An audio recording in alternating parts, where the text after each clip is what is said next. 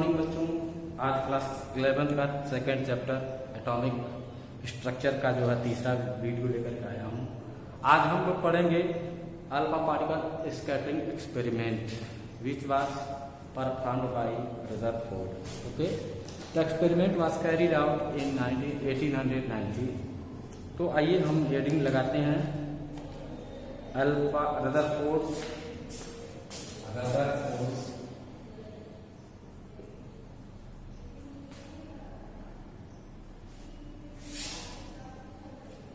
Rutherford's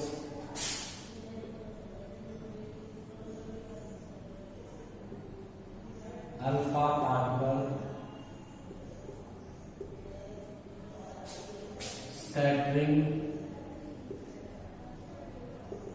experiment। इसी experiment ने Thompson के एटॉमिक मॉडल को रिजेक्ट करा। ठीक है,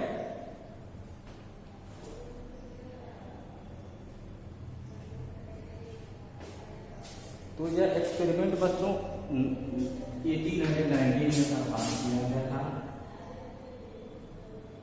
अल्फा पार्टिकल जो होता है बच्चों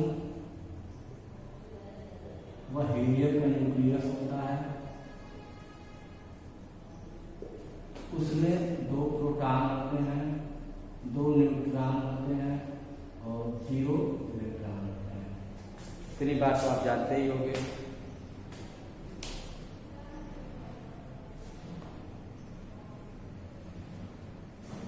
हालांकि न्यूट्रॉन की डिस्कवरी नहीं हुई थी तो उनको लगता था कि ये 4 प्रोटॉन है। ठीक है ना, चलिए, उनको लगता था कि हीलियम में 4 प्रोटॉन है, 4 इलेक्ट्रॉन, तभी तो एटम न्यूट्रल होता है। तो उसके लिए अब डायग्राम हम बनाएंगे बच्चों। यहाँ पर एक सोर्स हम बनाते हैं।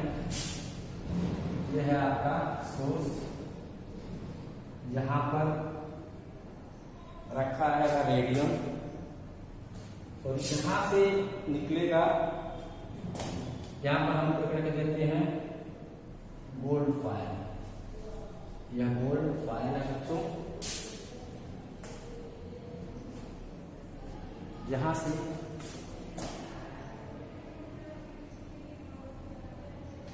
निकलना है नहीं इस गोल्ड फाइल में, और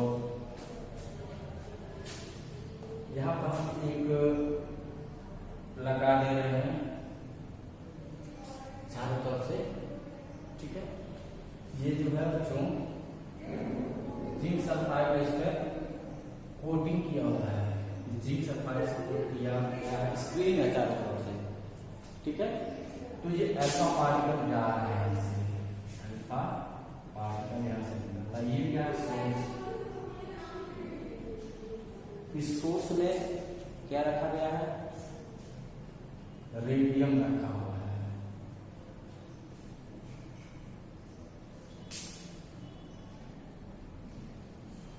सोर्स ऑफ रेडिएशन,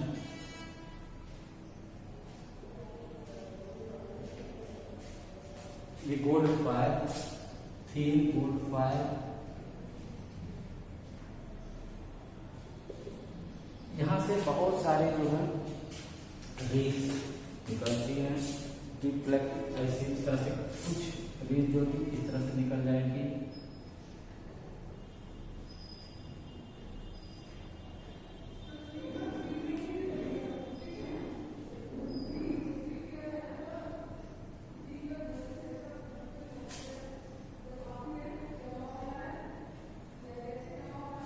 और बहुत कम जो होती है वापस आती है। यहाँ पर ये जिंक सल्फाइड का यहाँ पर स्क्रीन है कोटेड,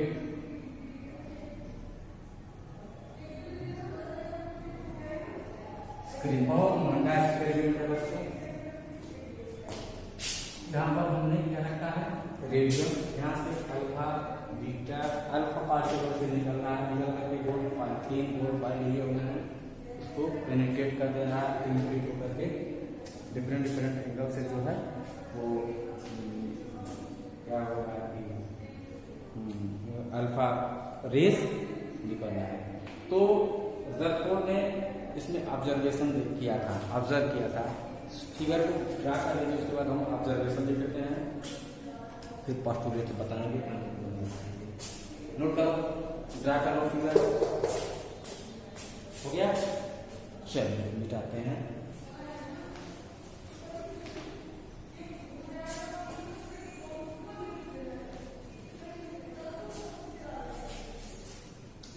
तो उन्होंने क्या ऑब्जर्वेशन किया था बच्चों? Observation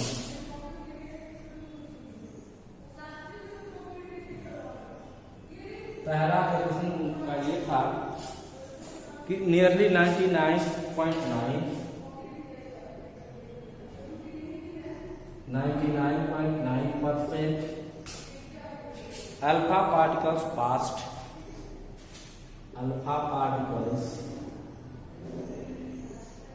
passed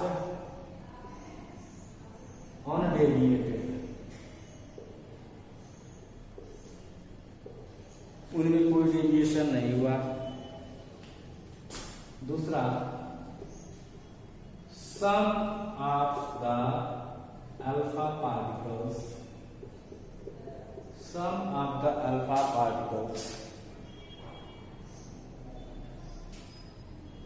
were reflected by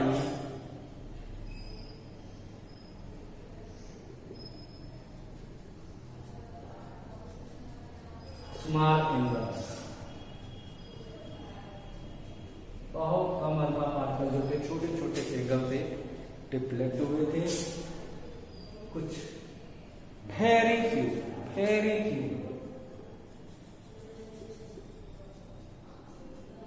one out of 20,000 okay alpha particles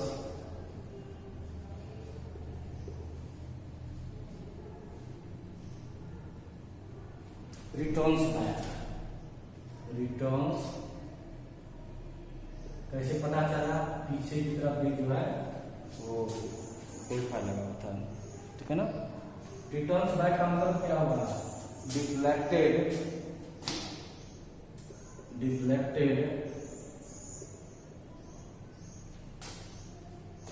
by large angle,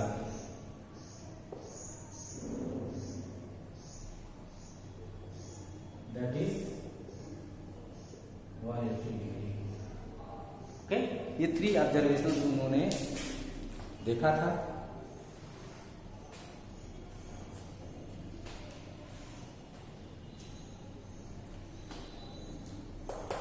हो गया, नोट कर लीजिए। उसके बाद बच्चों है कंक्लूजन, या ऑब्जर्वेशन के बाद उन्होंने कंक्लूजन दिया था। चलिए कंक्लूजन नोट करते हैं। कंक्लूजन,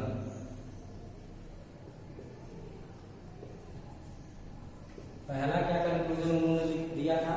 उन्होंने कहा था कि most part of atom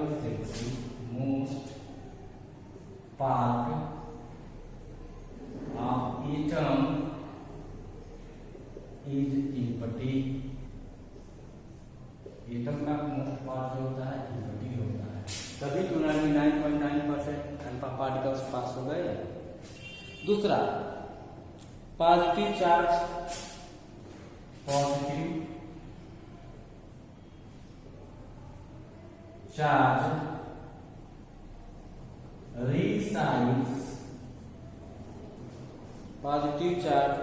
resides in a very small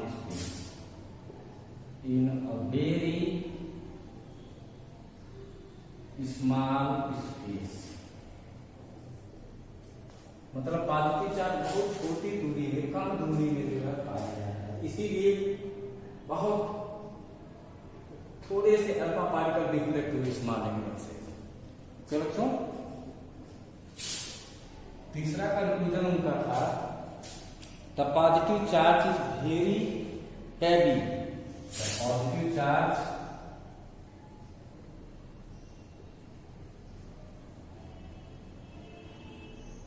is very heavy. यदि हैवी नहीं होता तो उसके आगे निकल गया होता अल्फा पार्टिकल। अल्फा पार्टिकल से हैवी जो है सभी चार्ज बीच में कहीं न कहीं है, छोटे से स्थान में, इसीलिए बड़े एंगल से वो रिफ्लेक्ट हुआ, डिफ्लेक्ट हुआ। देयर इज समथिंग, चौथा है there is something very heavy, there is something very heavy in the small space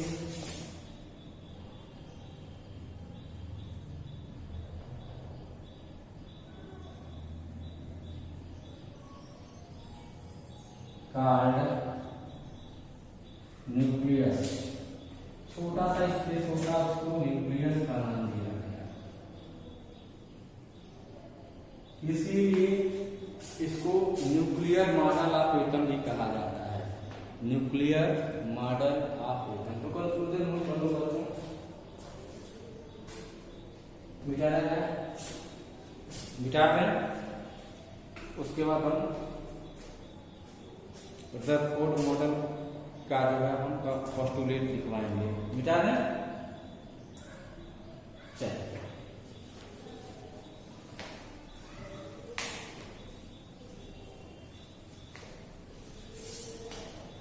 alpha particle scattering experiment के आधार पर रदरफोर्ड ने अपना एक एटॉमिक मॉडल दिया, जिसको हम कहते हैं रदरफोर्ड एटॉमिक मॉडल। रदरफोर्ड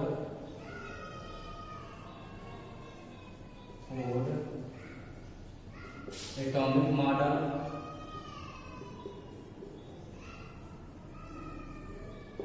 इसको न्यूक्लियर मॉडल ऑफ एटम में कहते हैं।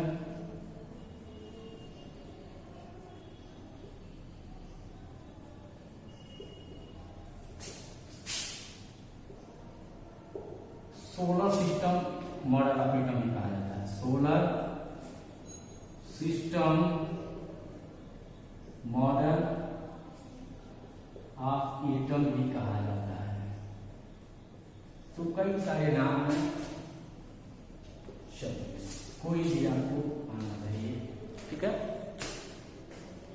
तो इसके कुछ पोस्टुलेट्स बच्चों, पोस्टुलेट्स हेडिंग लगा देंगे, पोस्टुलेट्स, पोस्टुलेट्स। ये पोस्टुलेट्स क्या होते हैं? Some of the facts put forward, okay. तो उन्होंने कौन कौन सी बातें रखी थी? पहली बात उनका था कि most part of the atom is hello, most part of the atom is hello, okay. Atom का अधिकांश पार्ट जो होता है हालो होता है, खाली होता है। चलिए सेकेंड है the positive charge resides, the positive charge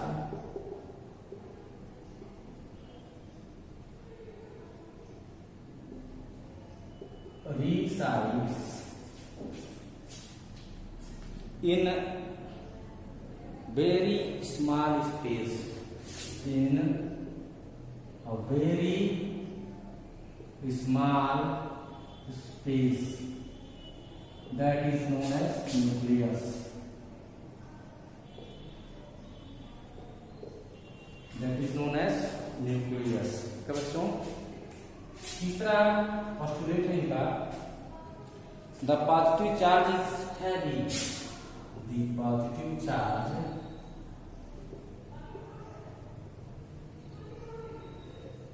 is heavy, okay. There is something very heavy, something very heavy in the atom। उसको क्या कहते हैं? न्यूक्लियस कहा जाता है, ओके। चौथा नंबर ऑफ प्रोटॉन्स, उन्होंने बताया था number of protons equal to number of electrons। अर्थात एटम जो होता है न्यूट्रल होता है। एटम मीन्स इलेक्ट्रिकली न्यूट्रल है, electrically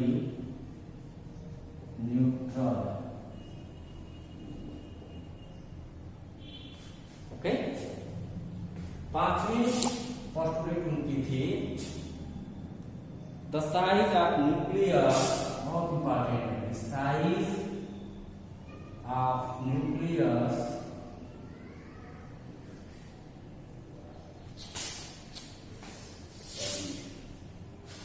size of nucleus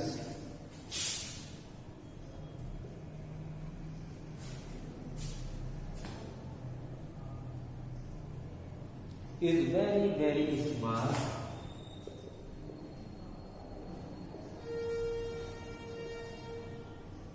compared to atom। यदि मान लिया जाए कि एटम का साइज 10⁻10 मीटर हो तो न्यूक्लियस का साइज 10⁻15 मीटर। अर्थात एटम जो होता है न्यूक्लियस से 10 लाख गुना बड़ा होता है, 1 लाख गुना बड़ा होता है। ठीक है,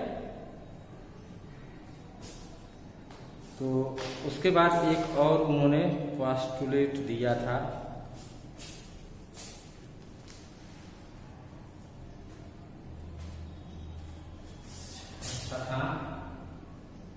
कि electrons revolve in close circular orbits. Electrons revolve in closed circular orbits around the nucleus.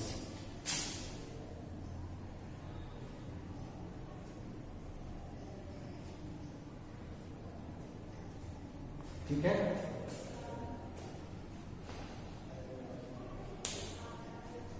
Nucleus जैसे मान लीजिए बच्चों यह हमारा न्यूक्लियस है और ये इलेक्ट्रॉन है, इस तरह से घूमता रहेगा। जैसे कि ये हमारा सन है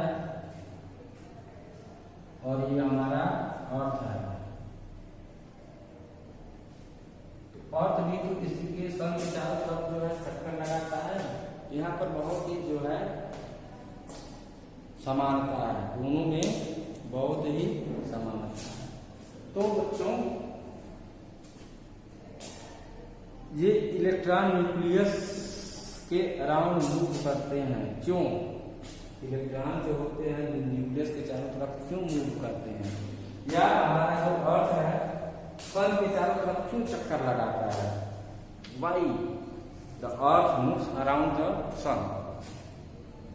Why the earth moves around the sun?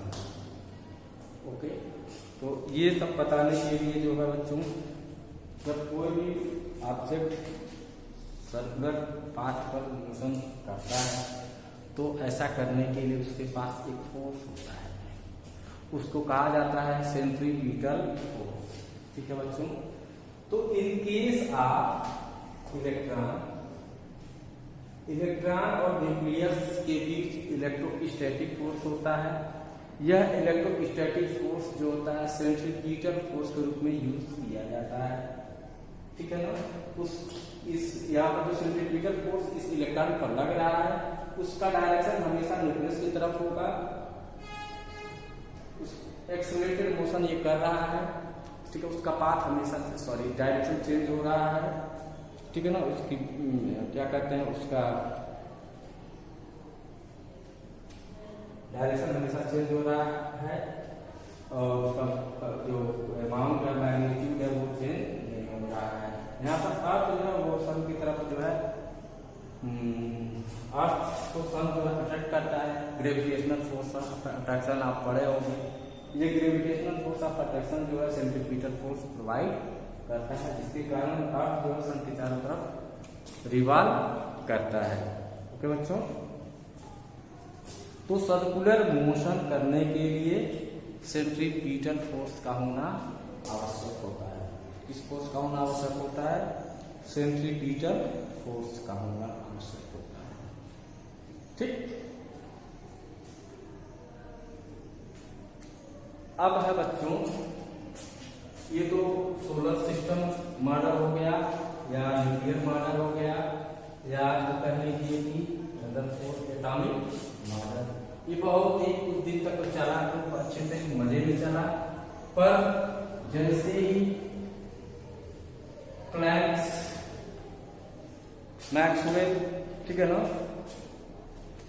ने जब अपनी बात कही कि जब कोई ऑब्जेक्ट जो है चार्ज पार्टिकल जो है मूव करता है सर्कुलर पाथ पर, तो वह हमेशा जो है अपनी एनर्जी लूज करता है, ठीक है ना।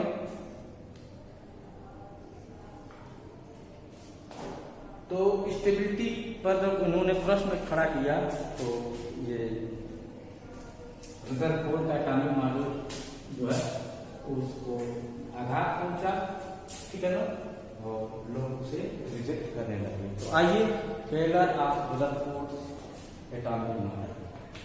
फेलियर क्यों फेल हुआ? इतना अच्छा मॉडल था। फेलियर ऑफ रदरफोर्ड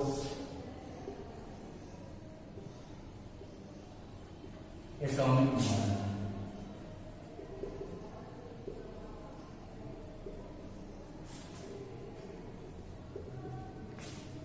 दो बातें थी जिनके कारण, पहली बात क्या थी कि he cannot explain stability of atom. He cannot explain stability of atom. Atom stable होता है, इसको एक्सप्लेन नहीं कर पाता। इलेक्ट्रॉन जो न्यूक्लियस के चारों तरफ बच्चों जो है मूव कर रहा है, ये इलेक्ट्रॉन है आपका और ये न्यूक्लियस है, इसके चारों तरफ अटैक मूव कर रहा है। मूव करते करते ये इलेक्ट्रॉन एनर्जी इमिट करेगा। एनर्जी इमिट करने से क्या होगा? इसका रेडियस कम होता जाएगा और अंततः क्या होगा? इलेक्ट्रॉन जो न्यूक्लियस से कोलाइड कर जाएगा और डिस्ट्रॉय हो जाएगा एटम, ठीक है ना। स्टेबिलिटी को एक्सप्लेन नहीं कर पा रहा। दूसरा जो है क्यों फेल हुआ? He can not explain, he can not explain line of discrete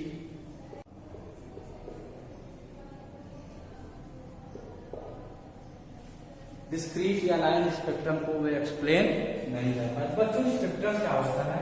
ये जैसे आपने प्रिज्म देखा होगा बच्चों, ये प्रिज्म है, यहाँ से कोई व्हाइट लाइट जब आता है, व्हाइट लाइट जब आता है तो ये 7 कलर्स में बट जाता है, ठीक है। यहाँ पर स्क्रीन रख दिया जाए तो आपको मिलेगा डीप ब्लू,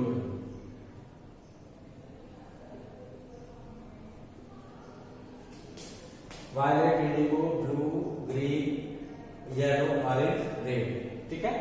इस यदि सारे के सारे प्राप्त होते हैं उसको कहते हैं कॉन्टिन्यूअस स्पेक्ट्रम। Continuous spectrum. परंतु इस तरह का स्पेक्ट्रम उनको नहीं प्राप्त हुआ था। उन्होंने जब देखा कि कोई गैस लिया, उन्होंने एकदम भरा, जैसे मान लीजिए कि ये गैस है, हाइड्रोजन गैस, और हीट किया उन्होंने, ठीक है। तो इसका स्पेक्ट्रम जब उन्होंने देखा, इससे तो स्क्रीन पर कुछ ही लाइनें उनको दिखाई दी, कुछ ही लाइन, जैसे मान लीजिए बाकी सारे लाइन्स जो थे वो गायब थे। इसी कारण से इसको लाइन स्पेक्ट्रम कहते हैं। पूरा का पूरा लाइन्स दिखाई देता है तो इसको हम कंटिन्यूअस स्पेक्ट्रम कहते हैं। और जब कुछ लाइनें गायब रहती है, कुछ वेवलेंथ गायब होते हैं तो इनको हम लाइन स्पेक्ट्रम या डिस्क्रीट स्पेक्ट्रम कहते हैं। ओके, तो रदरफोर्ड ने लाइन स्पेक्ट्रम या डिस्क्रीट स्पेक्ट्रम को एक्सप्लेन नहीं कर पाए, साथ ही साथ स्टेबिलिटी ऑफ एटम को एक्सप्लेन नहीं कर पाए।